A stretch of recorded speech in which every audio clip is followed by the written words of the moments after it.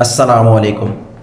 Islamic مہینوں کے مطابق ذوالقعدہ کا مہینہ شروع ہو چکا ہے، جو کہ حرمت والے مہینوں میں سے ایک ہے۔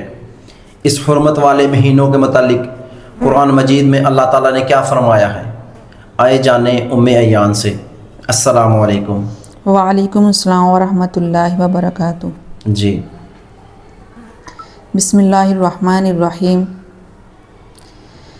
سورۃ توبہ کی آیت نمبر 36 میں اللہ تعالیٰ نے ارشاد فرمایا ہے، ان عدۃ الشہور عند اللہ 12 شہرا فی کتاب اللہ یوم خلق السماوات والارض۔ حقیقت یہ ہے کہ اللہ کے نزدیک مہینوں کی تعداد 12 مہینے ہے، جو اللہ کی کتاب کے مطابق اسی دن سے نافذ چلی آتی ہے جس دن اللہ نے آسمان اور زمین کو پیدا کیا تھا۔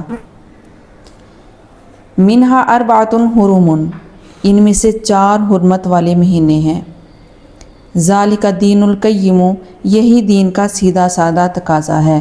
فلا تظلموا فیہن انفسکم، لہٰذا ان مہینوں کے معاملے میں اپنی جانوں پر ظلم نہ کرو۔ یہ 4 مہینے کون سے ہیں؟ ذوالقعدہ، ذوالحج، محرم اور رجب۔ ذوالقعدہ کا چاند نظر آتے ہی حرمت والے مہینے کا آغاز ہو جاتا ہے۔ ان مہینوں کا احترام عرب کے زمانہ جاہلیت میں بھی کیا جاتا تھا۔ روایات سے پتہ چلتا ہے عرب کے لوگ حرمت والے مہینے یعنی ذوالقعدہ، ذوالحج، محرم اور رجب میں ہر طرح کے لڑائی جھگڑے، فتنہ و فساد، قتل و غارت، لوٹ مار سے اجتناب کرتے تھے۔ حتیٰ کہ باپ کا قاتل بھی سامنے آ جاتا تو اسے بھی کوئی نقصان نہیں پہنچاتے تھے۔ اللہ۔ لیکن آج ہم دنیا میں اتنے غافل ہو چکے ہیں کہ حرمت والے مہینے آ کر گزر جاتے ہیں اور ان کا احترام تو درکنار ہمیں احساس تک نہیں ہوتا۔ یہ پیغام ایک یاد دہانی ہے کہ ان مہینوں کا احترام اللہ رب العزت نے فرض قرار دیا ہے، اور احترام کا تقاضا ہے کہ ہماری زبان اور ہاتھ سے کسی کو کوئی تکلیف نہ پہنچے، لڑائی جھگڑا، گالی گلوچ سے بچا جائے۔ لڑائی تک پہنچنے والے تمام اعمال جیسے غیبت، بدگمانی، حسد، کینہ، بغض، طعنہ زنی، تمسخر، ایک دوسرے کو برے القاب دینا، ان سب سے بچنا ہے انشاءاللہ۔ انشاءاللہ۔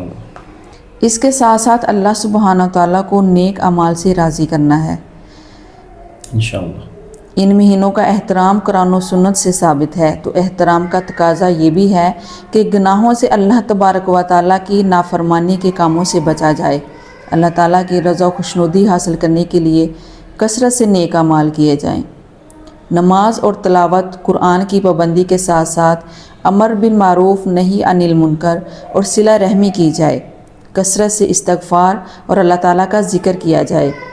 کثرت سے صدقہ و خیرات کا اہتمام کیا جائے، یعنی ہر وہ کام جو اللہ سبحانہ تعالیٰ کو راضی کرے بڑھ چڑھ کر کرنا ہے، اور جن سے اللہ تعالیٰ ناراض ہو ان سے خود بھی بچنا ہے اور دوسروں کو بھی بچانا ہے انشاءاللہ۔